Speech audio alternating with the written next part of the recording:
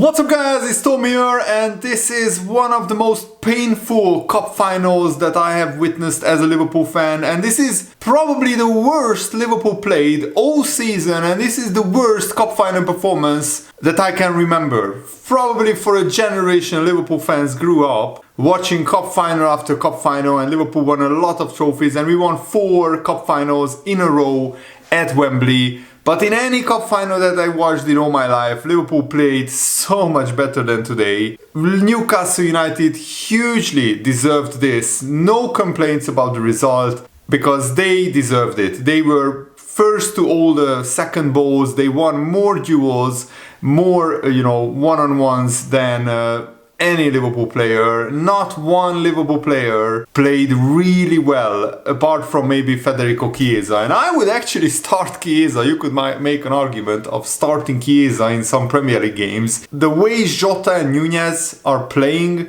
in the last few weeks, Nunez all season has been a problem, but Jota in the last few weeks, since he came back from injury, is a shadow of his former self. But also you have to question the mentality of the Liverpool tactics, the Liverpool players' mentality also, because we didn't look like we really wanted enough. Of course, Newcastle have won their first major domestic trophy in 70 years. So you can understand that Newcastle were a lot hungrier than Liverpool. But in a cup final, even though Liverpool won 2 League Cup trophies in the past 3 years or 4 years now, you still have to be hungrier and better in a cup final, I'm sorry. But also you have to question the tactics. Putting long balls on Diogo Jota, who is almost one head smaller than the Newcastle centre-backs, was just baffling to me. Liverpool didn't keep the ball on the ground. We kept hoofing long balls to the Newcastle defenders, who were eating it up for dinner, lunch, everything. It was just so comfortable for them. Liverpool had 1 shot in the first half. Newcastle had 9. Liverpool weren't in the game properly, and that was the most shocking part. Liverpool's defense, midfield and attack, none of it worked, none of it played well. Newcastle were hungrier, they were physically and mentally stronger today. You can understand Liverpool players probably were tired physically after playing 120 minutes against Paris Saint-Germain. And maybe Arne Slot's lack of rotation in the first half of the season has come back to bite Liverpool a little bit in the second half of the season. But at least we have the cup competitions out of the way. I'm not happy about it that we lost the Champions League and the League Cup in a matter of a week.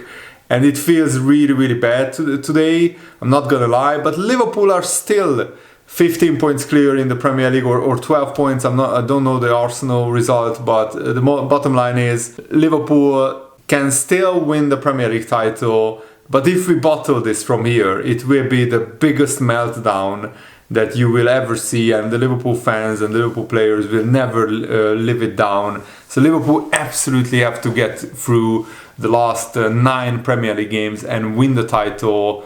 It feels really bad because we don't have a game coming up for 2.5 weeks. What I don't understand is, yes, Liverpool played shockingly, but Newcastle also did the same corner time and time again. And it was their 5th corner with the same routine, just lobbing the ball to not even the back post, to almost the edge of the penalty box on the far side, where Dan Burn was waiting, and he just headed down the second balls, and the second ball was very dangerous for Newcastle. They worked on this corner. What I don't understand is that the first time, okay, you don't know what that's happening. Second time, you can understand Liverpool not reacting. But when they do it the 3rd time, and the 4th time actually was a warning, because Dan Burn headed it down, and Bruno Guimaraes glanced it towards goal, which Kelleher saved. Alarm bells were already ringing in my head that we have to change this, because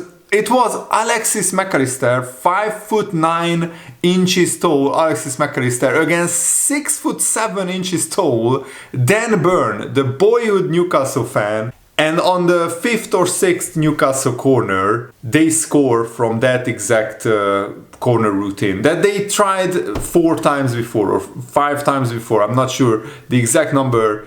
And McAllister didn't even jump. Well, I understand that Van Dijk and Konate were marking like big players in the box. Newcastle have a lot of big, tall, muscular players. So Liverpool's main chance was keeping the ball on the ground, passing it quick, and creating openings that way. But because Newcastle were so fast and so good, to any Liverpool player, we got pressed by Newcastle so intensely, and their physicality was just too much for a tired-looking Liverpool midfield. Newcastle won the midfield battle.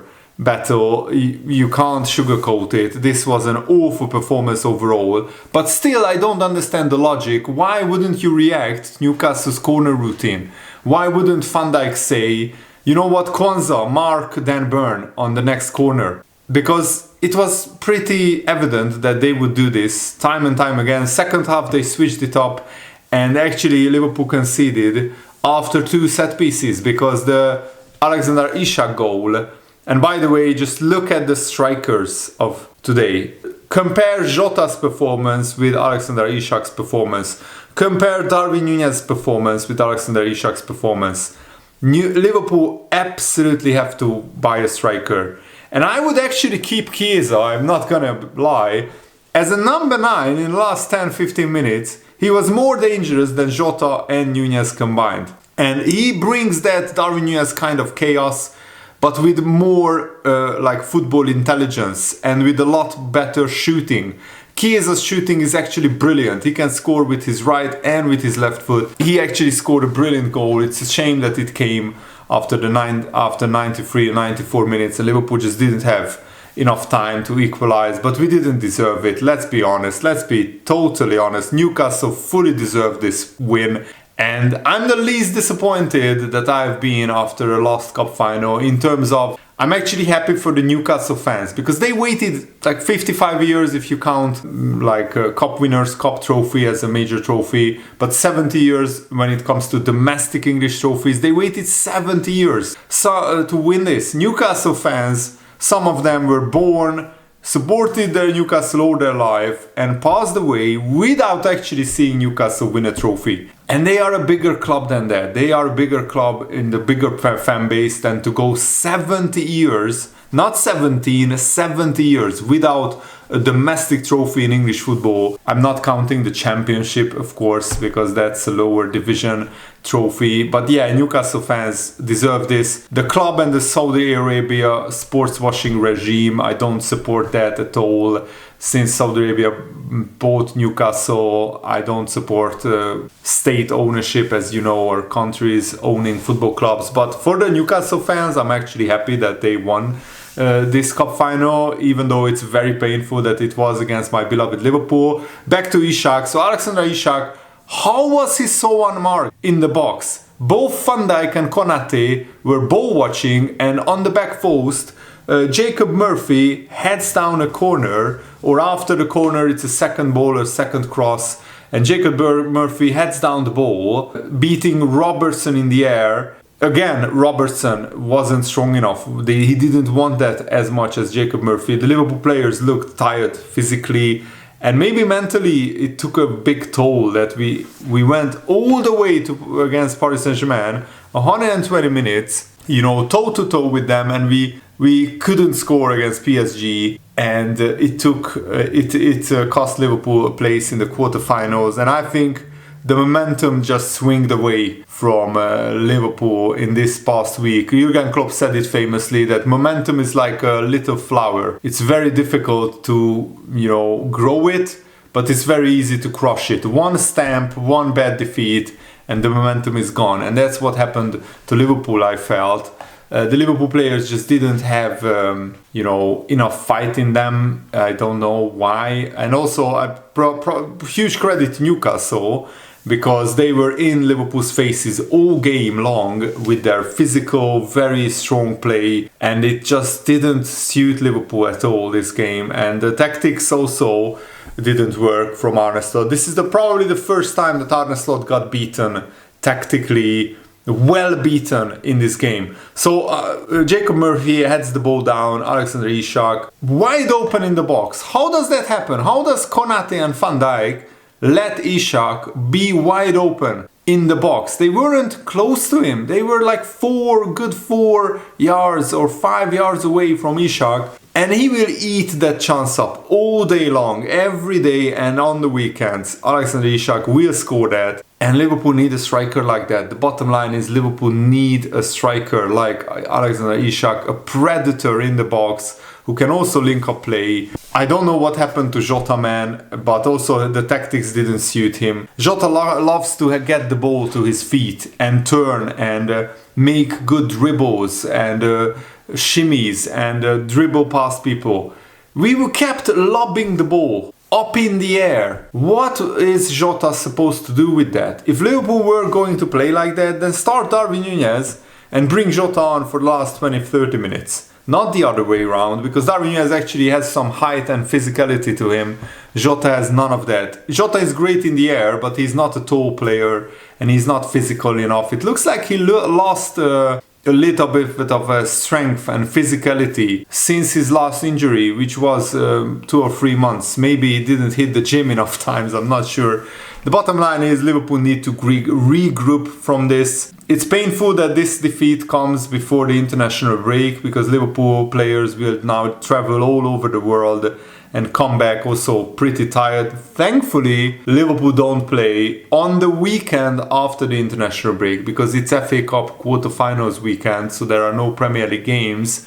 But Liverpool absolutely have to get this week out of their system. The Liverpool players need to have a reset, and maybe after Liverpool playing so badly for the last 2 weeks, because we didn't really play well against Southampton, we didn't particularly play well against Paris Saint-Germain. I think we played actually pretty well against PSG. We just didn't have that killer instinct in front of goal, and today was just awful. The last 15 minutes Liverpool started playing well. Actually for 75 minutes there was only one team on the pitch, and that was Newcastle. After the 75th minute, after Arne threw everybody, every attacker on the pitch, I mean, we were playing with 4 attackers in the last 15, 20, 25 minutes. We had nothing to lose, and Kies actually scores an absolutely brilliant goal. It was onside, but the referee should have given more time added on, because Newcastle were time wasting, and I can understand. They wanted this cup win so much. And the most painful thing is not that Liverpool lost, it's the manner that we lost with. We lost without any fight, without any real quality showing. Liverpool can play so much better than this. And also we made brainless decisions even after we were on top of Newcastle, because they sat back and just soaked up the pressure. Kwanzaa was putting long diagonal balls towards Van Dijk and Núñez. Why was Kwanzaa doing that? He's not our best passer by any stretch. Szoboszlai should have been doing that, but Kwanzaa didn't give him the ball. Sometimes he just lobbed it forward, and Nick Pope ate it up so easily. I think Kwanzaa playing also hurt Liverpool, because we had no right hand side basically. Salah was absolutely anonymous because we had Kwanzaa behind him. He's not a right back really. Both Conor Bradley and Trent Alexander-Arnold being injured was hurt Liverpool the most, because Trent Alexander-Arnold, you know that he would have created at least 2 or 3 chances in that last 20-25 minutes for Liverpool. Kwanzaa is just not the right back. Liverpool need to spend money in the transfer market. That's the obvious answer to this, of course. And it was just unlucky that both our right backs got injured, and Kwanzaa is probably our 4th choice right back. Maybe Curtis Jones could have played there, I'm not sure. And Kwanzaa is a great talent, but he's a centre back, so it's not on him. And this was the first time that in 392 games for Salah that he had no shots and no key passes, which is absolutely shocking. But when you saw the game, it's not shocking at all. Salah didn't get any real service. We passed the ball to him maybe 3 or 4 times, but they doubled up on him, and the Newcastle just wanted it more. They played so much better. That's the bottom line. Congratulations to Newcastle. Liverpool need to regroup, and also Arne Slot will learn a lot from this. Remember that Jurgen Klopp lost his first, 3 or 4 cup finals before he started actually winning cup finals. I hope Arne Slot will start winning his finals quicker, but you actually have to learn these things, and Arne Slot is still doing amazingly, but I hope he learned today that you need to rotate the team.